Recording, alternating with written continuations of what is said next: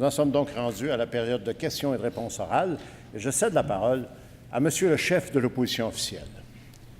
76 heures par année, c'est le temps moyen perdu par quelqu'un dans les bouchons à Montréal et dans la région. 76 heures pas passées avec la famille, 76 heures pas passées au travail, 76 heures pas passées de façon agréable.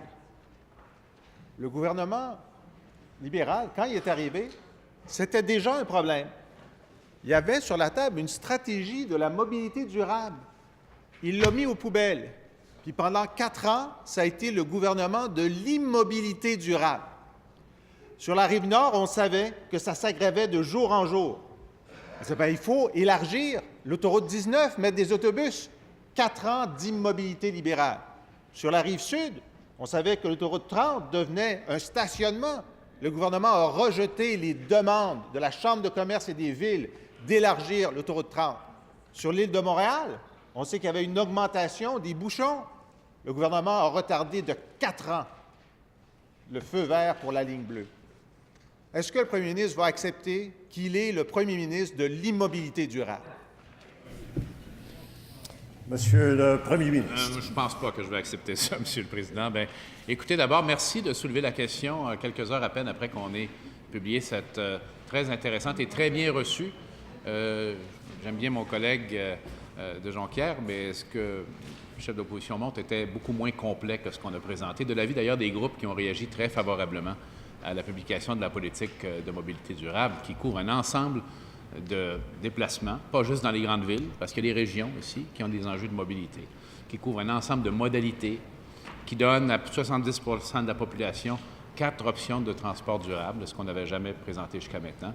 Comme le dit l'éditorialiste M. Cardinal ce matin, qui consacre des budgets augmentés de façon importante, sans précédent même pour le transport collectif. Alors non seulement j'accepte pas ce que le collègue suggère, mais je dirais qu'on vient d'assister pour la première fois à un véritable plan de mobilité durable au Québec, salué par l'ensemble des intervenants du milieu, financé de façon ambitieuse également. Pourquoi? Parce qu'on a maintenant les moyens de notre ambition. Il a fallu, comme on dit, s'occuper de la carte de crédit qu'on nous avait laissée, trouver les factures dans les tiroirs et les acquitter, ce qu'on a fait. Maintenant, on a les moyens d'aller encore plus loin, en éducation, en santé, en économie, également dans la mobilité. Alors, ce sera un grand thème pour nous, la mobilité durable, et déjà, on a un outil extraordinaire pour aller de l'avant. Première complémentaire, Monsieur le chef de l'opposition. À l'approche d'une élection, tout à coup, la mobilité est importante. Mais qu'est-ce qui s'est passé pendant les 4 ans? Il y avait de l'argent.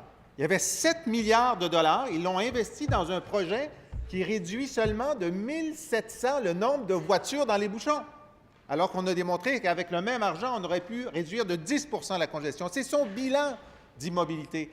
Et on sait que sur la Rive-Nord, pendant qu'il était au pouvoir et que les gens demandaient des actions, les bouchons ont augmenté de 50 %. C'est son bilan, l'immobilité, qu'il l'accepte.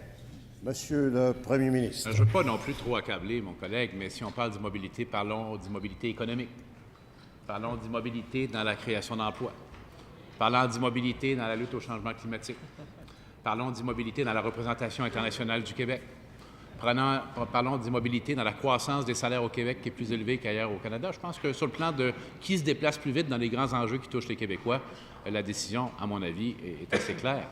Maintenant, il parle de 7 milliards, mais je pense qu'il confond les 7 milliards. Moi, le 7 milliards dont je me souviens, c'est le trou de 7 milliards qu'il a fallu qu'on règle avant de commencer à s'occuper du Québec. Deuxième complémentaire, Monsieur le chef de l'opposition. Le maire de Blainville, j'ai remarqué que le premier ministre a complètement changé de sujet. Il n'y a plus aucun argument. Le bilan est tellement net de son immobilisme pendant 4 ans, alors que le maire de Blainville dit « c'est quotidien, les citoyens nous parlent tous les jours de la congestion qui, jour après jour, s'allonge sur nos artères principales. » C'était vrai en 2014, 2015, 2016, 2017, pendant que le premier ministre et son gouvernement refusaient les demandes des maires, des chambres de commerce pour une action immédiate. Il a été immobile. Qui l'assume? Monsieur le premier ministre. Je ne veux pas trop alourdir la question, Monsieur le Président, mais quand on a 7 milliards d'impasses à résorber, je ne souhaite pas que ça arrive à personne d'autre ici dans les prochaines années. C'est très dur. C'est très dur. Et on le fait non pas en coupant, comme le Parti québécois l'avait fait dans les années 90, mais en ralentissant pour 2 ans la croissance des dépenses des différents ministères du gouvernement. Et on a vu les résultats. On a vu le budget qui a été déposé. On a vu son accueil également par les milieux financiers et les milieux économiques. Vraiment, je pense qu'il aurait aimé lui-même présenter un tel budget. Chaque année de ce mandat, on a déposé des budgets d'augmentation en transport collectif, mais pas à la hauteur des ambitions d'une véritable politique de mobilité durable. On parle ici d'un investissement total de 9,7 milliards, dont 3 milliards, près de 3 milliards d'argent neuf. C'est sans précédent, M. le Président. Troisième complémentaire, Monsieur le chef de l'opposition. Les économistes ont complètement ridiculisé ce chiffre imaginaire du 7 milliards de déficit. Ce qui est vrai, par contre, c'est qu'il a trouvé 7 milliards pour mettre dans le REM qui ne réduit pas la congestion. Ça, ce 7 milliards-là, il existe. Il était à sa disposition. Il aurait pu faire, comme nous le proposons, réduire de 10 la congestion sur la rive nord, sur la rive sud, sur Montréal. Il a choisi un SkyTrain bâti en Inde qui ne réduit pas les GES et qui enlève juste 1700 voitures sur les routes. Monsieur le Premier ministre. Bien, ce que je trouve un peu critiquable, et puis encore une fois, je vais être délicat dans mes propos, c'est que le plan qui a été présenté présente certains aspects intéressants, mais il omet une grande partie du problème. Où est-ce qu'il va prendre l'argent? Une fois qu'on n'a plus le REM, une fois qu'on n'a plus la participation de la Caisse de dépôt, il sait lui-même, il l'a dit à la télévision, il a dit, il faut aller trouver 3 milliards ailleurs. Alors, quels sont les projets qui seraient annulés pour financer l'idée du Parti québécois? Alors, on aura l'occasion de revenir sur cette question. Mais, Monsieur le Président, ça ne marche pas, ça marche pas.